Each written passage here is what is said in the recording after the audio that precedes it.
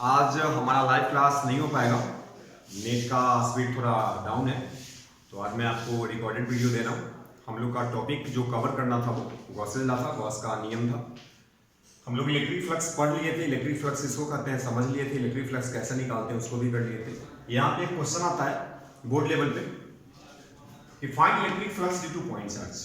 आपको question directly बोलेगा कि पॉइंट चार्ज की वजह से, मान लो कि आपके पास एक पॉइंट चार्ज है प्लस क्यू चार्ज, आपसे बोलेगा कि पॉजिटिव क्यू चार्ज कितना फ्लक्स को प्रोड्यूस करेगा, इसका वैल्यू बताइए। तो देखिए सबसे पहले आप दिमाग में रखिएगा कि फ्लक्स कहते किसको थे। तो फ्लक्स होता था कि किसी भी गिवन एरिया से जितना इलेक्ट्रिक लाइंस पास करेगा उसको हम इलेक्ट्रिक फ्लक्स बोलेंगे। अब यहाँ पे एरिया तो गिवन है नहीं, तो सबसे पहले आप क्या कीजिए कि देखिए कि ये कहां से निकलेगा, इससे जो लाइन निकलेगा कैसे कैसे निकलेगा। तो जनरली हम सोच सकते हैं ना कि अगर ये पॉजिटिव चार्ज है तो इसका जो इलेक्ट्रिक फील्ड होगा वो रेडियली आउटवर्ड होगा। अगर रेडियली आउटवर्ड है तो चारों तरफ निकलेगा। अगर सबको मिला दें तो एक ऐसा गोल बनेगा सरफेस। गोल का मतलब क्या? अस्थिर।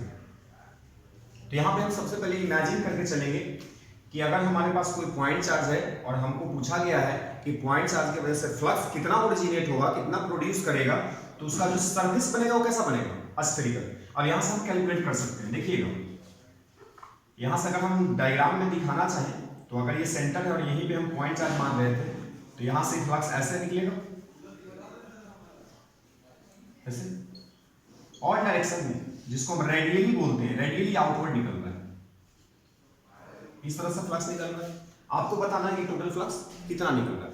तो कैसे निकालेंगे? तो सबसे पहले क्या करते हैं, एक छोटा एरिया से निकालते हैं। मान लीजिए ये सरफेस है, गेंद आपको समझ आता होगा। गेंद मैं आपको दिखा सकता हूं गेंद। चलिए अभी यहां से देखिएगा, गेंद जो आप सपोज कीजिए कि गेंद है और गेंद के सरफेस पे छोटा सा एरिया ले रहे हैं, ठीक है। तो छोटा सा एरिया हम इसी पे दिखाएंगे। आपको लग रहा होगा गेंद के अंदर, क्या ये गेंद के अंदर? नहीं, सरफेस ले रहे हैं, सरफेस। तो सरफेस का मतलब क्या होता है? सतह। तो गेंद के सतह पे एक छोटा सा एरिया ले रहे हैं जिसको हम क्या बोल सकते हैं? डीएस। ये छोटा सा एरिया का वैल्यू कितना मान लेते हैं? डीएस, ठीक है। अगर डीएस का डायरेक्शन देखना है तो अगर यहां पे एरिया ले रहे हैं तो इसका रेडियस मतलब नॉर्मल डायरेक्शन में, तो नॉर्मल डायरेक्शन मान लेते हैं कि इधर ठीक परपेंडिकुलर, ये परपेंडिकुलर आपको मार्कर दिख रहा होगा, तो ये बोर्ड पे हम ऐसे दिखा रहे हैं, ये इस डीएस वेक्टर का डायरेक्शन। क्लियर है? अगर इस पॉइंट पे हम इलेक्ट्रिक फील्ड देखें तो इलेक्ट्रिक फील्ड भी आउटवर्ड होगा क्योंकि यहां पे पॉजिटिव चार्ज है। तो इलेक्ट्रिक फील्ड हो या एरिया वेक्टर हो, दोनों का डायरेक्शन क्या है? सेम।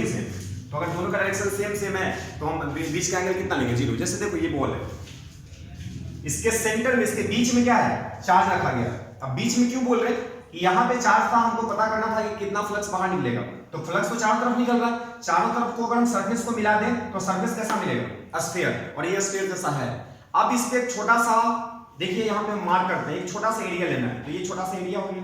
अगर इस पॉइंट पे हम बात करें तो एरिया वेक्टर इधर और यहां पे इलेक्ट्रिक फील्ड भी इधर। अगर दोनों का डायरेक्शन सेम है तो एंगल कितना होगा? 0। अब इसी चीज को हम यहां पे बोर्ड पे दिखाएंगे। तो मान लीजिए कि यहीं पे एरिया ले रहे हैं, तो देखिए इलेक्ट्रिक फील्ड इधर, एरिया वेक्टर भी इधर होगा। तो ये डीएस वेक्टर इसको लिखेंगे क्योंकि स्मॉल एरिया है, छोटा सा एरिया, तो डीएस। इलेक्ट्रिक फील्ड भी इधर है तो इसको हम क्या लिखेंगे? E vector. अब दोनों एक ही लाइन पे है, इसका मतलब अगर हम पूछे कि एंगल कितना बढ़ रहा है तो थीटा का वैल्यू 0 ले सकते हैं। तो सबसे पहले क्या फाइंड कीजिएगा? Electric flux through elemental area. Elemental area का मतलब छोटा एरिया, कितना है? डीएस इज मान लेते हैं कितना? d5। तो d5 का वैल्यू क्या लिखेंगे? यहां पे तो इस पॉइंट के लिए हम पिछला क्लास में बताए थे आपको, तो d5 का वैल्यू हम लिख सकते हैं e इंटू ds या e डॉट ds इसको बोलते हैं। इसको अगर हम ब्रेक करेंगे तो क्या लिखेंगे? e ds cos 0 1। तो d5 का वैल्यू कितना आ गया? e ds इतना ही आएगा। तो यहां तक आपको क्लियर हुआ होगा। अगर हमको टोटल फ्लक्स है, ये टोटल, तो टोटल फ्लक्स को हम लिख सकते हैं phi t। और टोटल फ्लक्स को कैसे निकालेंगे? तो इंटीग्रेशन ऑफ d5 का वैल्यू यहां से निकालेंगे e ds। तो यहां पे वैल्यू पुट कर दीजिए, तो क्या लिखेंगे? e ds। अब इलेक्ट्रिक फील्ड का वैल्यू हम जानते हैं। अगर यहां पे चार्ज है और ये सरफेस पे पॉइंट था, आपको अंदर नहीं लेना है, ये चार्ज कहां है? अंदर नहीं है, कहां पे? सरफेस पे। तो सरफेस पे डिस्टेंस कितना होगा? रेडियस के बराबर। मान लेते हैं कि यहां से यहां तक का इसका जो रेडियस होगा वो r होगा। तो इस पॉइंट पे इलेक्ट्रिक फील्ड कितना लिखेंगे? k/r²। तो यहां पे इलेक्ट्रिक फील्ड का वैल्यू पुट कीजिए। तो phi t बराबर क्या लिखेंगे? Integration of k q divided by R square I into D S. कोई दिक्कत नहीं है। अब टोटल एरिया इसका देखना है, इंटीग्रेशन में हमको लिमिट पुट करना पड़ेगा, तो लिमिट कहां से पुट करेंगे, जीरो से लेके टोटल एरिया, तो इसका जीरो ले लीजिए और टोटल एरिया कितना होता है सरफेस एरिया, स्फीयर का surface area 4 pi R square, तो अपर लिमिट कितना होगा 4 पाई आर स्क्वायर। समझ आ रहा होगा। अब यहां पे कैलकुलेशन कर लीजिए, स्क्रीनशॉट ले लीजिएगा इसका।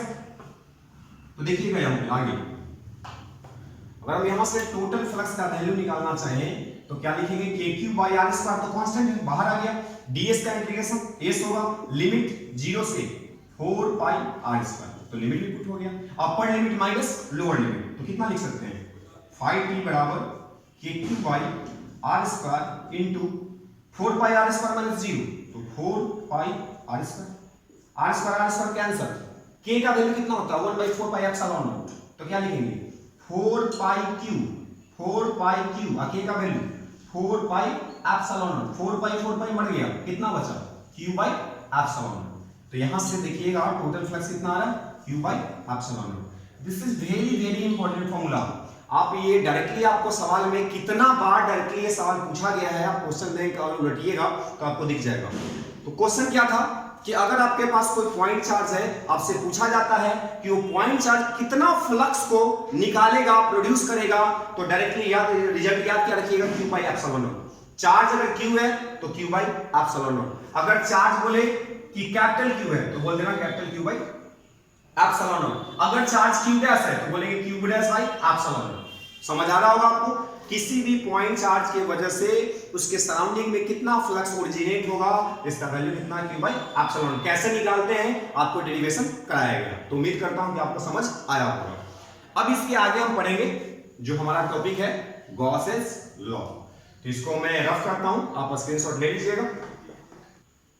चलिए, तो जिसका इंतजार था वो आ गया है गॉसेस लॉ हमारा। इस चैप्टर के लिए इलेक्ट्रोस्टैटिक्स का आप क्वेश्चन के हिसाब से अगर बोला जाए तो सबसे इंपॉर्टेंट टॉपिक है। गॉसेस लॉ से हर साल 2 नंबर का सवाल आया, 4 नंबर का सवाल आया, 5 नंबर का सवाल है, हर साल इससे सवाल आएगा। ठीक है, तो अच्छे से इसको समझिएगा, बिल्कुल आसान कॉन्सेप्ट है, अगर आप सीख जाओ तो मजा आ जाएगा। ठीक है, तो सबसे पहले तो देखते हैं कि गॉसेस लॉ है क्या। ये गॉसेस लॉ, गॉस क्या है, एक आदमी का नाम है, साइंटिस्ट का नाम है, और गॉस जो अपना लॉ दिया इसलिए इसका नाम पड़ गया गॉसेस लॉ। तो ये कहता क्या है, तो सबसे पहले आप समझ लो कि गॉसेस लॉ से हम 2 चीज को फाइंड करेंगे, रफली समझो, लिखा हुआ सब कुछ है। गॉसेस लॉ से हम 2 चीज को फाइंड करेंगे, पहला जो होगा हमारा इलेक्ट्रिक फ्लक्स होगा और दूसरा जो हमारा होगा वो इलेक्ट्रिक फील्ड होगा। तो दिमाग में आ गया होगा बात कि गॉस लॉ का नाम कब आएगा, तो गॉस लॉ का नाम 2 टाइम आएगा, एक फ्लक्स के कैलकुलेशन में और दूसरा इलेक्ट्रिक फील्ड के कैलकुलेशन में। इलेक्ट्रिक फील्ड का कैलकुलेशन क्या किसी के लिए कर सकते हैं, तो नहीं, आप याद रखिएगा कि यूनिफॉर्मली चार्ज बॉडी होना चाहिए, यूनिफॉर्मली चार्ज बॉडी होना चाहिए, या बोल सकते हैं कि उसका शेप एंड साइज जो होता है सिमेट्रिक होना चाहिए। जैसे स्फीयर है, स्फीयर से निकाल सकते हैं, सीट है, सीट का निकाल सकते हैं। तो वैसा बॉडी जो यूनिफॉर्मली चार्ज हो और सिमेट्रिक शेप का हो, सिमेट्रिक शेप का हो, उसके लिए हम क्या निकाल सकते हैं, इलेक्ट्रिक फील्ड। सबके लिए नहीं, इलेक्ट्रिक फील्ड किसके लिए निकालेंगे, तो सिमेट्रिक शेप का जो बॉडी होगा और वो अगर यूनिफॉर्मली चार्ज है तो उसका हम इलेक्ट्रिक फील्ड फाइंड कर सकते हैं। और दूसरा जो नाम आ रहा है वो किसके लिए, इलेक्ट्रिक फ्लक्स। अब आते हैं पहला पॉइंट, ध्यान से देखिए, एक एक लाइन को हम समझाते हैं, हिंदी मीडियम हो इंग्लिश मीडियम हो सबको समझ आना चाहिए। This law gives the analysis of electric flux from a close surface and it's relation with enclose charge. मतलब क्या हुआ कि ये जो लॉ है वो हमको क्या देता है, एनालाइज करता है, मतलब एक्सप्लेन करता है इलेक्ट्रिक फ्लक्स को, किसको, इलेक्ट्रिक फ्लक्स को, फ्रॉम अ क्लोज सरफेस, मतलब सरफेस जो होना चाहिए वो कैसा होना चाहिए, क्लोज होना चाहिए। इसका हम एग्जांपल लेके समझते हैं कि मान लीजिए कि आपके पास एक क्लोज सरफेस है, इसको हम क्या बोल सकते हैं, क्लोज सरफेस। क्या इसका कोई नाम दे सकते हैं कि इस सरफेस का क्या नाम है, स्फीयर है, ट्रायंगल है, सिलेंडर है, ऐसा कुछ बोल सकते हैं, तो नहीं बोल सकते। एक रैंडम दिख रहा होगा आपको, तो यहां पे क्या केवल लिखा गया है क्लोज सरफेस। तो ध्यान में भी रखना कि गॉस लॉ लगाने के लिए अगर हम गॉस लॉ लगा रहे हैं तो हम अगर फ्लक्स को कैलकुलेट कर रहे हैं, किसका नाम आ रहा है, इलेक्ट्रिक फ्लक्स। अगर हम फ्लक्स को कैलकुलेट कर रहे हैं तो यहां पे क्लोज सरफेस होना चाहिए। सरफेस क्लोज कैसा भी हो सकता है, कोई निश्चित नहीं है कि इसका आकार निश्चित होना चाहिए, जैसा मन करता है वैसा आप ले सकते हैं। लेकिन याद क्या रखना है, ध्यान क्या रखना है कि क्लोज होना चाहिए। क्लोज का मतलब क्या होता है, बंद। यहां से अगर शुरू हुआ है तो घूम फिर के सरफेस यहीं पे आ जाना चाहिए, तब इसको हम क्लोज बोलते हैं। And it's relation with enclose charges. अगर हम एक सरफेस लेते हैं क्लोज सरफेस और इसके अंदर में मान लो कि चार्ज है, ठीक है, मान लेते हैं अगर हम एक चार्ज बोले इसके अंदर में प्लस क्यू चार्ज रखा गया है, ठीक है, कोई पूछे कि बताइए इससे फ्लक्स कितना निकलेगा गॉस लॉ से डायरेक्टली, तो हम डायरेक्टली क्या लिखेंगे, क्लोज सरफेस है, यहां पे अगर हमको पूछता है कि इससे फ्लक्स कितना निकलेगा तो हम डायरेक्टली बोल सकते हैं कि फ्लक्स का वैल्यू जो होगा q बटा एप्सिलॉन नॉट होगा। ये कहां से लिख दिए, तो अभी अभी तो इसको प्रूफ किए थे। इसका सेकंड पॉइंट पे पढ़िएगा, यहां से the total electric flux emerging, मतलब जो टोटल फ्लक्स किसी भी इनक्लोज सरफेस से, ध्यान से सुनना, किसी भी इनक्लोज सरफेस के अंदर कोई चार्ज है तो कोई पूछे कि इससे कितना फ्लक्स निकल रहा है तो क्या बोलता है, the total electric flux emerging out, मतलब जो टोटल फ्लक्स इमर्ज हो रहा है, निकल रहा है from a close surface is equal to, कितना निकल रहा है, is equal to the product of sum of all enclose charges, the product of sum of all enclose charges. यहां पे देखिए दो वर्ड आ रहा है, एक आ रहा है प्रोडक्ट और एक आ रहा है सम। तो सबसे पहले क्या करना है, सम ऑफ ऑल इनक्लोज चार्जेस को सम कर दो, जो सम का मतलब जोड़ना। जैसे यहां पे बोलेंगे Q1 भी है और यहां पे अगर Q2 भी है, मान लीजिए कि दो चार्ज है या तीन चार्ज है, Q1 है, Q2 है, -Q3, ठीक है, तो हम कितना फ्लक्स इससे बाहर निकल रहा है इसको हम कैलकुलेट करना चाहते हैं। तो पहले लॉ पे आते हैं, फिर इसको डिटेल में एक्सप्लेन करेंगे। तो क्या बोला कि सरफेस के अंदर देखिए कि टोटल इनक्लोज चार्ज कितना है उसको जोड़िए। सम का मतलब क्या होता है, जोड़ना। अब प्रोडक्ट भी लिखा है, प्रोडक्ट का मतलब क्या होता है, गुना। तो प्रोडक्ट किसके साथ करना है, product of sum of all enclose charges by the surface, surface के अंदर जितना इनक्लोज चार्ज है उसको सम कीजिए, जोड़िए, और उसके साथ प्रोडक्ट किसको कीजिए, एंड द कांस्टेंट 1/ε, मतलब किससे प्रोडक्ट करना है, गुना किससे करना है, 1/ε को। अब लैंग्वेज तो आपको लिख रहा है, आपको कुछ आइडिया लगा भी होगा। अब इसको यहां पे देख लो तो एकदम क्लियर हो जाएगा। सबसे पहले क्या बोला कि अगर आपके पास कोई क्लोज सरफेस है, आप क्लोज सरफेस के अंदर अगर बहुत सारा चार्ज है और आपसे कोई पूछता है इससे फ्लक्स कितना निकलेगा, तो डायरेक्टली हम गॉस लॉ से फ्लक्स का वैल्यू निकाल सकते हैं कि इससे जो फ्लक्स निकलेगा, तो क्या कीजिए, सम कीजिए पहले इसके अंदर वाला चार्ज को। तो अंदर वाला चार्ज का सम कितना होगा, तो Q1 सम का मतलब जोड़ प्लस Q2, इसको भी जोड़ना है तो प्लस माइनस क्या हो जाएगा, -Q3। इसको गुना कीजिए, प्रोडक्ट कीजिए, प्रोडक्ट किसके साथ, 1/ε0, तो 1/ε0, यही हमारा आंसर हो गया। तो गॉस लॉ को क्लियर हुआ होगा। किसी भी इनक्लोज्ड सरफेस के अंदर अगर चार्ज देता है और आपसे पूछता है कि इससे फ्लक्स कितना निकलेगा, तो देखना क्या कि इसके अंदर में चार्ज कितना है, जितना चार्ज है वो सबको जोड़ लेना और उसमें गुना किससे कर देना, 1/ε0, वही इसका आंसर है। क्लियर हुआ होगा। फिर से सुनिए, अगर हम मानते हैं कि इसके अंदर में मान लो केवल एक चार्ज है और आपसे पूछे कि बताइए फ्लक्स कितना निकलेगा, तो क्या बोला कि सरफेस के अंदर इनक्लोज, इनक्लोज का मतलब बंद, सरफेस के अंदर कितना बंद चार्ज है, तो केवल Q है, इसको जोड़ना है। तो अकेला है तो अकेले ही रहेगा, तो हम क्या लिख देंगे, Q, सम हो गया, जुड़ गया, क्योंकि अकेला है तो किससे जोड़िएगा, अकेला ही रहेगा। अब गुना किससे करना, 1/ε0, तो हम डायरेक्टली लिख सकते हैं Q/ε0। अब ये भी निकाले थे ना। तो देखिए अगर गॉस लॉ हमको नहीं आता है तो हमको फाइंड किए थे, फिर भी यही वैल्यू आया था। अगर हम गॉस लॉ जानते हैं तो हर बार निकालने का जरूरत नहीं है, डायरेक्टली आप इसको पुट कीजिएगा, हमारा काम हो जाएगा। क्लियर हुआ। अब देखिए अगला, आगे थोड़ा डिटेल में बात करते हैं, इसको आप स्क्रीनशॉट लेके अच्छे से समझिएगा। जो हिंदी मीडियम के हैं उनके लिए अलग से नोट्स देंगे। चलिए देखिए थोड़ा सा हम गॉस लॉ को और डिटेल में एक्सप्लेन करते हैं ताकि आपका एकदम क्रिस्टल क्लियर हो जाए, क्लियर पता चल जाए कि गॉस लॉ क्या था। तो सबसे पहले क्या बोला कि अगर आपके पास कोई क्लोज सरफेस है और इसके अंदर में चार्ज मान लो Q1 है, Q2 है और Q3 है, इसके बाहर में भी चार्ज है Q4, Q5, -Q6, -Q7, Q8, मन करता है जितना मन करता उतना चार्ज ले लो, ठीक है। और आपसे सवाल क्या पूछता है कि बताइए इस सरफेस से कितना फ्लक्स बाहर निकल रहा है, ठीक है। तो अगर हमको गॉस लॉ नहीं आता है, गॉस लॉ का स्टेटमेंट हमको नहीं पता है, तो कैसे निकालेंगे। तो हम क्या करेंगे कि सबसे पहले एक छोटा सा एरिया कहीं पे कंसीडर कर लेंगे। मान लीजिए कि छोटा सा एरिया है, इसका एरिया का डायरेक्शन ले लेंगे, तो ये एरिया का डायरेक्शन कितना हो जाएगा, ds वेक्टर। और यहां पे हमको देखना है कि इस पॉइंट पे नेट इलेक्ट्रिक फील्ड का डायरेक्शन किधर है, ठीक है। नेट इलेक्ट्रिक फील्ड का मतलब ये चार्ज का भी, अंदर वाला चार्ज का भी इलेक्ट्रिक फील्ड होगा और बाहर में भी बहुत सारा चार्ज है उसके कारण भी इलेक्ट्रिक फील्ड होगा। तो नेट इलेक्ट्रिक फील्ड कहीं ना कहीं तो इस पॉइंट पे होगा ना, तो हम मान लेते हैं कि नेट इलेक्ट्रिक फील्ड इधर मान लेते हैं। अब बताइए डीएस वेक्टर और इलेक्ट्रिक फील्ड के बीच में कुछ एंगल भी आपको दिख रहा है, तो सबसे पहले क्या निकल गया कि डीएस एरिया से कितना फ्लक्स बाहर निकला, तो डीएस एरिया से फ्लक्स कितना निकलेगा, तो इसको बोलेंगे डी फाई, और डी फाई का वैल्यू कैसे लिखते थे, ई डॉट डीएस। काम हो गया। अब यहां से इसको तोड़ेंगे तो डी फाई का क्या आप लिख सकते हैं, E ds cos theta. Total flux चाहिए तो टोटल फ्लक्स को क्या लिखेंगे, फाई टी, कहां से आएगा, इंटीग्रेशन ऑफ डी फाई, इसको इंटीग्रेट कीजिए तो क्या लिखेंगे, ई डी कॉस थीटा। जो ये बॉडी का डायमेंशन होगा, जो एरिया होगा उसके हिसाब से, मान लीजिए इसका नाम क्या है एम, तो एम यहां पे लिमिट पुट कर देंगे, बताइए टोटल फ्लक्स निकल गया। ये क्या था, जनरल मेथड जो हम पहले पिछले क्लास में सीखे थे।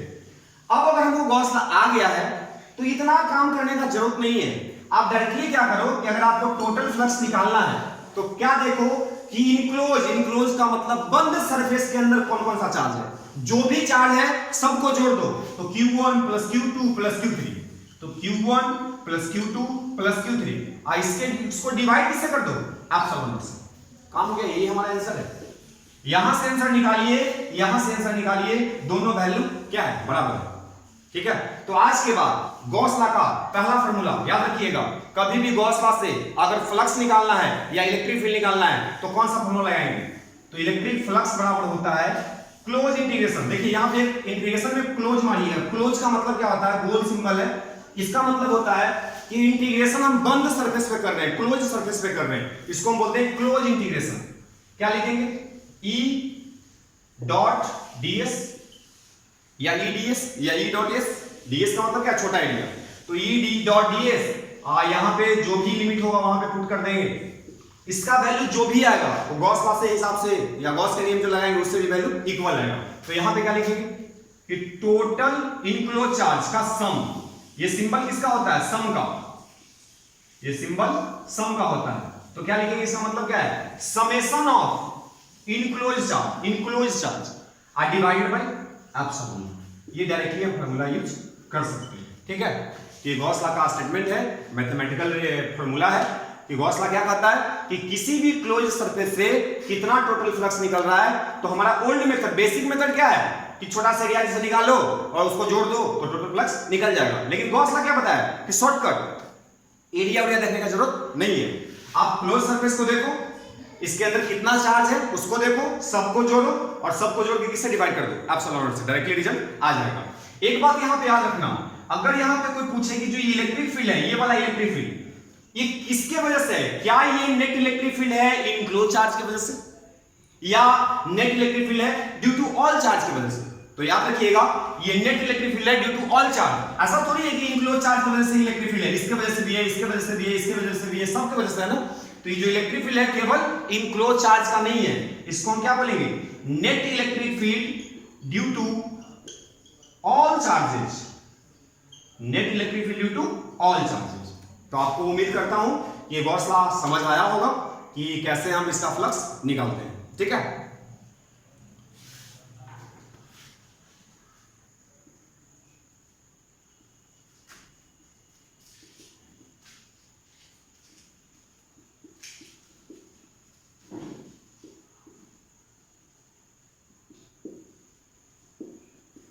देखिएगा कुछ इंपॉर्टेंट पॉइंट है जो गॉस लॉ से रिलेटेड है, अभी अभी बात की है उसी पे, लेकिन हम इंपॉर्टेंट पॉइंट करके बता दे रहे हैं ताकि आपको ध्यान में रखें। पहला पॉइंट कि किसी भी सरफेस के लिए अगर हम गॉस लॉ लगा रहे हैं, जैसे मान लो कि सरफेस ऐसा था ना, एक सरफेस है, तो जिस सरफेस के लिए, इसको क्या बोल रहे हैं, सरफेस है, जिस सरफेस पे हम गॉस लॉ लगाते हैं इस सरफेस का नाम होता है गॉसियन सरफेस। इस सरफेस का नाम क्या देते हैं, गॉसियन सरफेस। तो सबसे पहले क्या लिखेंगे पहला पॉइंट में, for any Gaussian surface we can apply, for any Gaussian surface we can apply phi equal to closed integration E dot ds equal to q enclosed का समेशन डिवाइडेड बाय एप्सिलॉन। ये आप ध्यान रखो, यही main point है, सब काम इसी से होने वाला है। तो पहला पॉइंट क्या है कि अगर हम किसी भी सरफेस पे गॉस सा लगा रहे हैं तो सरफेस का नाम क्या होगा, गॉसियन सरफेस। और गॉसियन सरफेस के लिए वाला फॉर्मूला हम हमेशा अप्लाई करेंगे, ठीक है। तो ये वाला चीज को अगर हमको फ्लक्स निकालना है, ध्यान से देखिएगा, अगर हमको फ्लक्स निकालना है तो इसको तो कोई मतलब है नहीं, फ्लक्स तो यहीं से डायरेक्ट आ रहा है। तो ये करिएगा भी वही चीज कि जब फ्लक्स निकालना होगा तो फाई को लीजिएगा, यहां से लिख देते हैं, केवल फ्लक्स निकालना है अगर तो क्या यूज करेंगे, फाई बराबर summation of all enclosed charge divided by epsilon not. Phi निकल गया। अगर आपको इलेक्ट्रिक फील्ड निकालना है, इसको हम सेकंड पॉइंट बोलते हैं। सेकंड पॉइंट देखिएगा, यूजिंग गॉस लॉ, पहले भी बात किए थे, using Gauss law we can find electric field strength due to some symmetric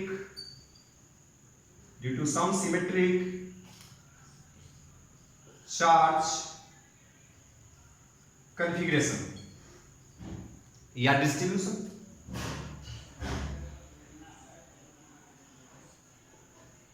ठीक है, गॉस लॉ से एक तो फ्लक्स निकल गया, दो ही चीज निकालते हैं ना, एक फ्लक्स दूसरा इलेक्ट्रिक फील्ड। तो फ्लक्स कैसे निकालेंगे, डायरेक्टली वाला फॉर्मूला याद रखिएगा। दूसरा क्या बोले, using Gauss law we can find electric field strength due to some symmetric charge configuration, मतलब वैसा बॉडी जिसमें चार्ज का डिस्ट्रीब्यूशन सिमेट्रिक हो रहा है, उसके वजह से इलेक्ट्रिक फील्ड निकालेंगे। तो इलेक्ट्रिक फील्ड भी यहीं से निकलेगा। जब इलेक्ट्रिक फील्ड फाइंड करना हो तो फ्लक्स का तो कोई काम रहा नहीं, तो केवल हम इसका यूज करेंगे, close integration E dot ds equal to enclose charge का summation divided by epsilon nought. यहां से क्या फाइंड हो जाएगा, इलेक्ट्रिक फील्ड। ठीक है, तो दोनों पॉइंट आपको क्लियर हुआ होगा। अब बात करेंगे कि गॉस लॉ लगाएंगे कैसे। सब कुछ तो ठीक है, गॉस लॉ का फॉर्मूला समझ में आ गया, फाई निकालना सीख लिए। इलेक्ट्रिक फील्ड जब निकालेंगे, मान लीजिए कि जब आपको इलेक्ट्रिक फील्ड निकालना है तो इलेक्ट्रिक फील्ड का कैलकुलेशन कैसे करेंगे, तो इस पे हम बात करते हैं। अगर हमको गॉस लॉ से इलेक्ट्रिक फील्ड स्ट्रेंथ को निकालना है due to symmetric charge configuration, तो कैसे निकालेंगे, तो यहां पर लिखते हैं rule for finding electric field strength due to symmetric charge configuration, symmetric charge configuration using Gauss's law. ध्यान से समझिए क्या बोल रहे हैं, rule for finding electric field strength. Electric field strength हमको निकालना है, इलेक्ट्रिक फील्ड स्ट्रेंथ हम कितना निकाल चुके हैं, लेकिन गॉस लॉ से निकाले थे क्या, तो नहीं, वो हमारा जनरल मेथड था, बेसिक मेथड था। अब हम किसके वजह से निकालने वाले हैं, गॉस लॉ। तो rule for finding electric field strength due to symmetric charge configuration using Gauss law.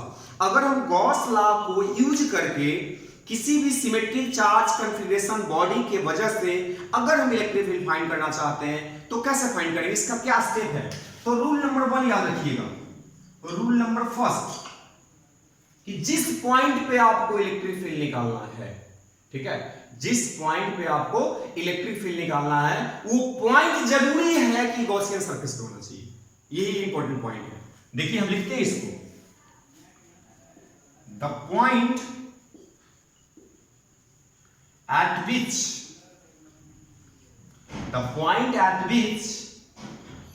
we have to find electric field strength is the point at which we have to find electric field strength। जिस point पे हमको electric field निकालना है वो point must be on Gaussian surface. ये पहला rule है। अगर कभी भी गॉस लॉ लगा के अगर आप इलेक्ट्रिक फील्ड निकालने चले हैं, निकालने जा रहे हैं, तो दिमाग में कौन सा बात लेके जाइएगा कि अगर हमको इलेक्ट्रिक फील्ड निकालना है तो जिस पॉइंट पे निकालना है वो कहां पे होना चाहिए, तो गॉसियन सरफेस पे होना चाहिए। The point at which we have to find electric field strength must be on Gaussian surface. अगर गॉसियन सरफेस पे नहीं है तो हम नहीं निकाल पाएंगे। क्लियर हुआ। दूसरा रूल नंबर 2, बस 2 रूल है, सिंपल सिंपल। पहला क्या बताया कि अगर आपको इलेक्ट्रिक फील्ड निकालना है तो जिस पॉइंट पे निकालना है पॉइंट कहां होना चाहिए, गॉसियन सरफेस पे। अगर सरफेस पे नहीं है तो इलेक्ट्रिक फील्ड नहीं निकलेगा। क्लियर हुआ। दूसरा कि आप ऐसे लिख देते हैं, पहले उसके बाद समझा देते हैं। At the point where electric field have to be find at the point where electric field have to be find area vector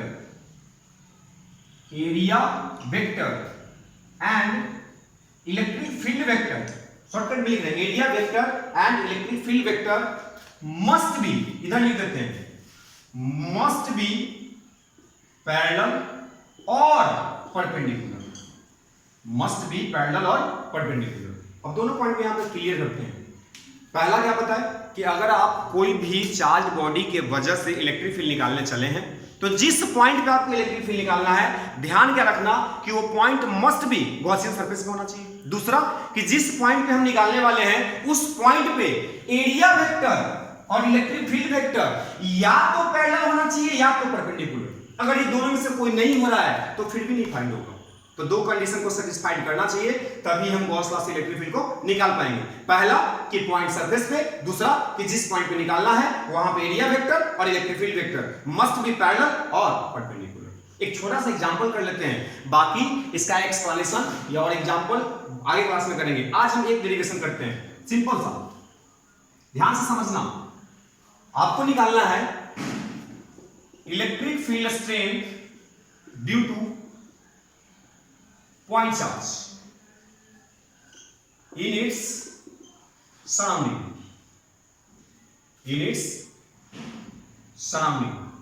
ये आपने पढ़ा है किसी भी पॉइंट चार्ज की वजह से इसके सराउंडिंग में कहीं भी अगर r डिस्टेंस पे अगर पूछा जाए कि इलेक्ट्रिक फील्ड क्या होता है तो आप जानते हैं इलेक्ट्रिक फील्ड क्या होता है। यहां पे इलेक्ट्रिक फील्ड को लिख सकते हैं kq/r²।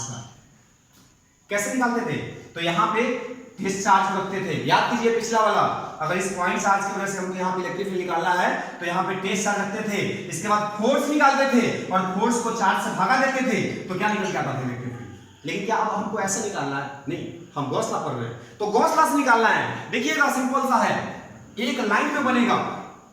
अगर हम गॉस लॉ से यही काम को हम करना चाहते हैं तो देखिए आपको बोला कि आपके पास एक पॉइंट चार्ज है, ठीक है, इसके सराउंडिंग में किसी भी पॉइंट पे आपको इलेक्ट्रिक फील्ड निकालना है तो पहला रूल को याद कीजिए कि जिस पॉइंट पे निकालना है ये गॉसियन सरफेस पे होना चाहिए। तो क्या कीजिए कि इस पॉइंट से जहां पे ये चार्ज रखा गया है, किसी पॉइंट चार्ज है ना, ये पॉइंट चार्ज यहां पे और यहां पे निकालना है तो यहां से मान लीजिए कि कुछ डिस्टेंस होगा, मान लेते हैं कितना डिस्टेंस r डिस्टेंस को मान के एक सरफेस बना लीजिए। क्या ये क्लोज सरफेस हो गया? हाँ जी हो गया। गॉस लॉ किसके लिए एप्लीकेबल है? क्लोज सरफेस के लिए। अगर सरफेस क्लोज नहीं है तो क्या गॉस लॉ अप्लाई होता है? तो नहीं होता है। तो सरफेस पर सबसे पहले क्या काम किया कि एक क्लोज सरफेस बना जिसको हम क्या बोलते हैं? Gaussian surface. अब जिस पॉइंट पे निकालना था क्या ये सरफेस पे आ गया? पहला कंडीशन को सेटिस्फाइड किया तो हाँ बिल्कुल किया कि जिस पॉइंट पे निकालना था वो सरफेस पे हमको मिल गया। दूसरा कि इस पॉइंट पे एरिया वेक्टर और इलेक्ट्रिक फील्ड वेक्टर या तो पैरेलल या तो परपेंडिकुलर। देखिए एरिया वेक्टर इधर, इलेक्ट्रिक फील्ड भी इधर, बताइए पैरेलल है कि नहीं? अगर पैरेलल हुआ तो कंडीशन सेटिस्फाइड है। अब कंडीशन सेटिस्फाइड है तो गॉस लॉ को लगा लीजिए, इलेक्ट्रिक फील्ड निकल जाएगा। देखिएगा बहुत आसान चीज है। हम क्या निकालेंगे? Electric field. कैसे निकालेंगे? तो गॉस लॉ यूजिंग क्या लिखेंगे? Using Gauss law. क्या फॉर्मूला बताए? अगर हमको इलेक्ट्रिक फील्ड निकालना है तो फ्लक्स को लेना जरूरी नहीं है तो डायरेक्टली हम लिखेंगे। ऐसा फॉर्मूला क्या होता था? 5 बराबर close integration E dot ds equal to q enclose by epsilon not. यही था रिजल्ट। अब हमको 5 से काम है नहीं तो 5 को हटा दीजिए, अब यही नहीं बच रहा। अब यहां पे लगाइए तो क्या लिखेंगे? E डॉट ds मतलब E ds cos theta. Theta कितना? 0 cos 0 1 यानी कि कितना आ गया? E ds। अब बराबर q इनक्लोज तो इसके अंदर में चार्ज q है तो केवल q अब बाय एप्सिलॉन नॉट। काम हो गया। अब इसको सॉल्व कर दीजिए, रिजल्ट देखिए आता है कि नहीं आता है। इलेक्ट्रिक फील्ड अगर यहां से इलेक्ट्रिक फील्ड प्रोड्यूस हो रहा है तो यहां पे अलग होगा, यहां पे अलग होगा, यहां पे अलग होगा, यहां पे अलग होगा, यहां पे अलग होगा? बिल्कुल नहीं, क्योंकि डिस्टेंस बदल रहा है जी। ये डिस्टेंस r है तो ये भी r होगा, ये भी r होगा, ये भी r होगा, ये भी r होगा। अगर डिस्टेंस नहीं बदल रहा है, चार्ज नहीं बदल रहा है तो क्या इलेक्ट्रिक फील्ड बदल जाएगा? तो बिल्कुल नहीं बदलेगा। तो यहां से हम क्या बोलेंगे कि इलेक्ट्रिक फील्ड कांस्टेंट है, इसको बाहर निकालो तो इलेक्ट्रिक फील्ड बाहर आ गया। ds का इंटीग्रेशन s क्लियर है बराबर q बाय एप्सिलॉन। अब बताइए s का मतलब क्या है? एरिया। इसका टोटल एरिया कितना होता है? 4 पाई r स्क्वायर। तो इसका एरिया का वैल्यू पुट कीजिए तो क्या लिखेंगे? E बराबर Q upon epsilon not, S नीचे जाएगा, एप्सिलॉन नॉट का एस का वैल्यू कितना 4 पाई आर स्क्वायर। क्लियर हुआ? 1 अपॉन 4 पाई एप्सिलॉन नॉट का नाम क्या है K, तो इलेक्ट्रिक फील्ड बराबर हम क्या लिख सकते हैं KQ बाई आर स्क्वायर। क्या रिजल्ट वही है हमारा, तो देख लो वही है सेम सेम। किसी भी पॉइंट चार्ज के कारण किसी भी पॉइंट पे जो भी डिस्टेंस कितना है r, तो इलेक्ट्रिक फील्ड क्या होगा KQ बाई आर स्क्वायर। यहां पे रिजल्ट क्या है KQ बाई आर स्क्वायर। तो इतना को आप अच्छे से देख के कवर अप कीजिए, बाकी अगला क्लास में इसका हम जितना भी एप्लीकेशन है सबको कवर अप करेंगे। ठीक है, थैंक यू।